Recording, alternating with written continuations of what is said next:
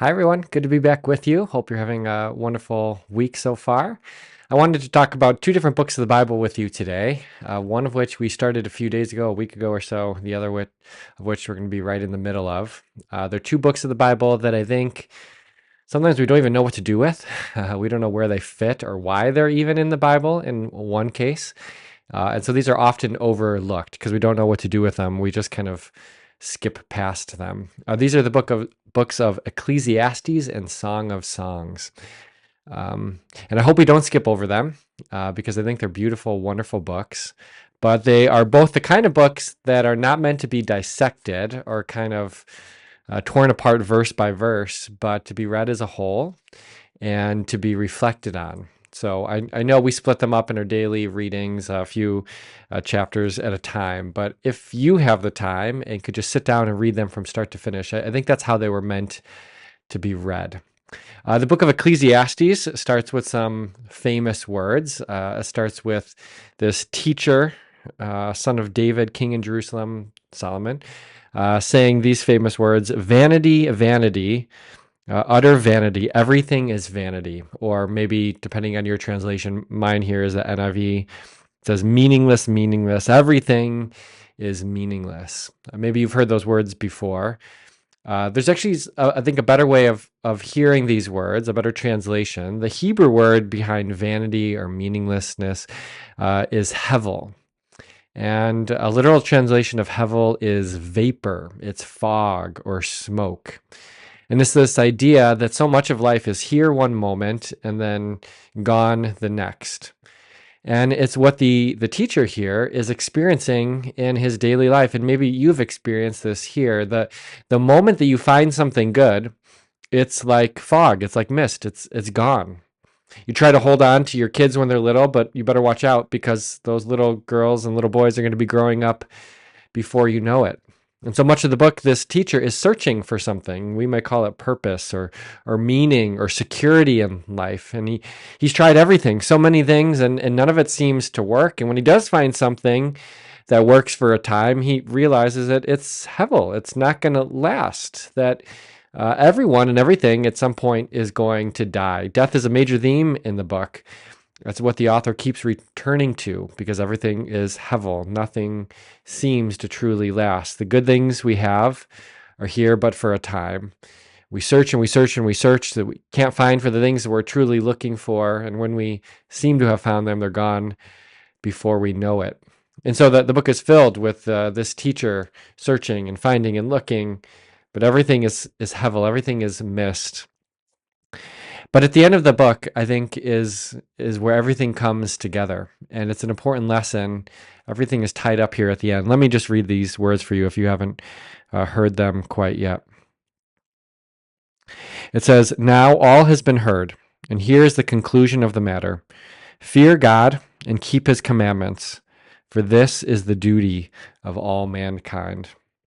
But in the end, this is truly the way of life. You can try any number of different paths. You can try to find happiness in any number of different ways. You can search for security and meaning, but all of it is found ultimately in God. And that's our calling, to simply fear him, to trust in him, and to walk in his ways. This is the kind of living that truly lasts for an eternity, right? That everything else before us will fade and go away. But when your life and your faith is in God, in Christ, you have something that will carry on forever. Now, it's interesting. One of the other conclusions of the book is not a sense of hopelessness. While much of life is hevel, it's here one day and then gone the next, what the book seems to suggest is that this ought to cause us to live in the moment, right? Your little kids, if you have them, are here today, so enjoy them, right? Enjoy those grandkids. They're going to grow up, so you might as well live in the moment. That doesn't mean we tie ourselves to the moment or find our hope in our present circumstances, but there is a freedom when you fear God and when your security and your purpose and your meaning are tied to him, to simply enjoy the gifts that he's given to you in this present moment without attaching yourself in an unhealthy way. The book of Ecclesiastes is, I think, a supremely important book. It is timeless in that way, transcends time, because we've all experienced what the author, the teacher, has experienced, the seemingly shortness of life, and the fact that nothing good seems to last for very long. We need Ecclesiastes, but we also need the Song of Songs. This is an interesting book as well. It's really kind of a love poem. Again, not meant to be dissected. I think you need to sit down and read it at once. It's troubled some Christians because at times it gets a little racy as the love between these two people, a man and a woman, is described in the book. This kind of romantic love poems was a common form of literature that we've discovered in the ancient world in this time. And so, while it might surprise some of us to read this kind of book in the Bible of all places, we shouldn't be surprised. This is the kind of stories and poems that the Israelites would have been reading and writing at this time. And so, it's worked its way into their scriptures. It's this poem about a man and a woman searching for each other, about their passion and their longing for one another. It's in that way a celebration of human love between a man and a woman.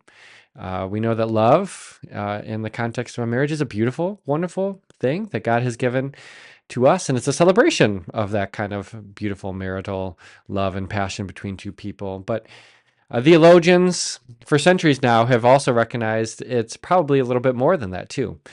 That as the love between these two people is described, it draws us into a remembrance of God's love for us. That just as these two lovers are seeking after each other, filled with passion for one another, God seeks after us, that he has a passion for his people, and that he loves us with an unending love. And that it is that love that God has for us that we get to reflect in our earthly relationships. So I hope you don't skip over these two books. I hope that they bless you, and I hope the same is true of this whole Bible reading plan. God bless the rest of your week as well.